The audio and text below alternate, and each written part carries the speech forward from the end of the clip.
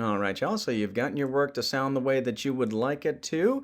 Your narration sounds good. Music has been ducked. It's been faded in and faded out.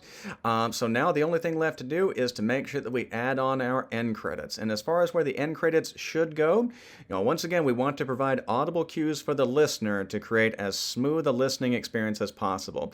So typically what you want to do is you want to have your principal audio here.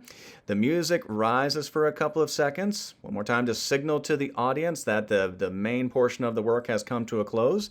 And then you want to provide your end credits at the end. Sort of like when you're watching a movie and the screen fades to black for a few seconds before the credits actually begin rolling.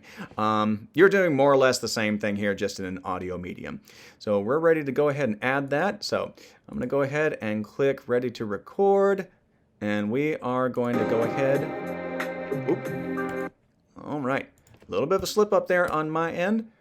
Y'all, best way of going about this, go ahead and mute any of the other tracks that you have. Otherwise, you're going to end up recording over that music file, and it's just going to be very, very difficult to do. So make sure that this is the only track that is active. All right. Now, let's go ahead and press that again. Let's give this a second try. This podcast was written and recorded by David Williams.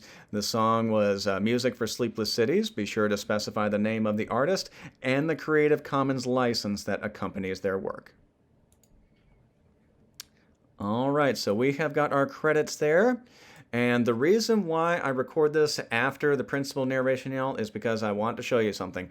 Even if you are working on the same track as the sound file over here that we tagged originally, if you create another one on that same track, you're going to have to do the tagging again. What you did here is not going to carry over into this new sound file. So we're going to go ahead and tag that as dialogue so that we make sure that we have the same ducking for this sound file that we had for this one. All right.